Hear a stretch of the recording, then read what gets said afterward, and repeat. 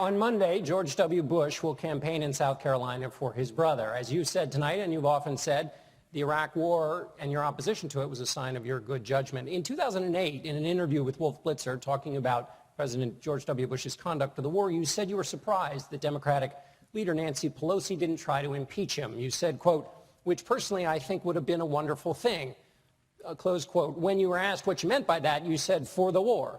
For the war. He lied. He got us into the war with lies. Do you still believe President Bush should have been impeached? First of all, I have to say, as a businessman, I get along with everybody. I have business all over the world.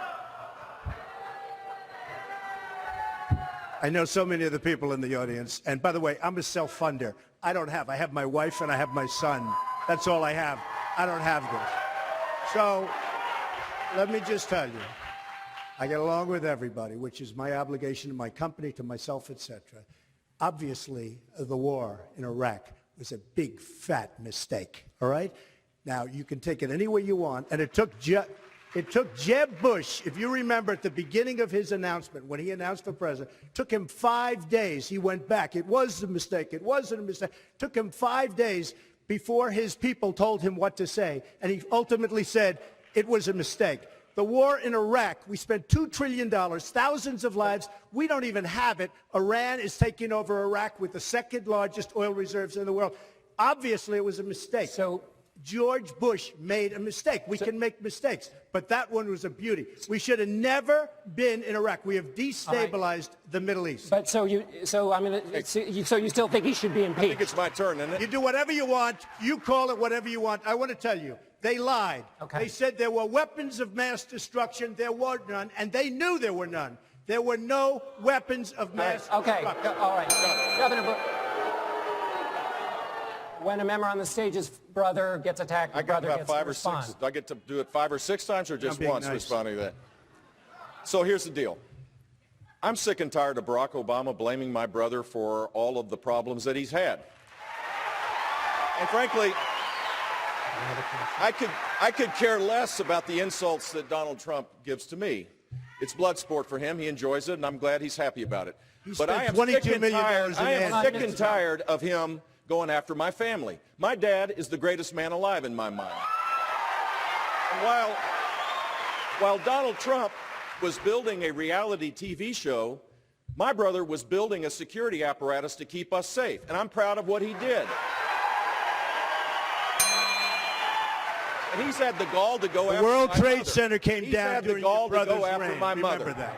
Hold on. Let me finish this. He's had the gall to go after my mother. That's not keeping us Look, I won safe. the lottery when I was born 63 years ago and looked up and I saw my mom. My mom is the strongest woman I know. She should this be is running. not about my family or his family. Okay. This is about the South Carolina families that need someone to be a commander-in-chief that can lead. Governor, I'm that person. Governor Kasich, would you weigh in on... Governor Kasich, please weigh in. I got to tell you, this is just crazy, huh? This is just nuts, okay? I just want to say, at least on behalf of me and my family, I thank God all the time that it was George W. Bush in the White House on 9/11 and not Al Gore.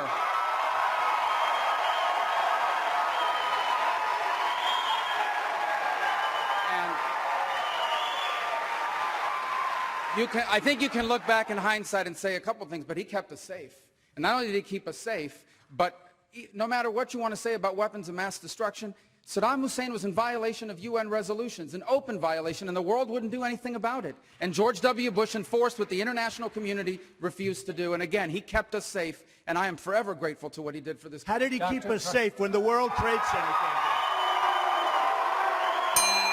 The world, I lost hundreds of friends. The World Trade Center came down during the reign of George. He kept us safe. That's not safe. That is not safe, Marco. All right. That is not safe. The World Trade Center came down because Bill Clinton didn't kill Osama bin Laden when he had the chance to kill him. And George Bush by the way, George Bush had the chance also, and he didn't listen to the advice of his CIA. All right, Dr. Carson, we have a...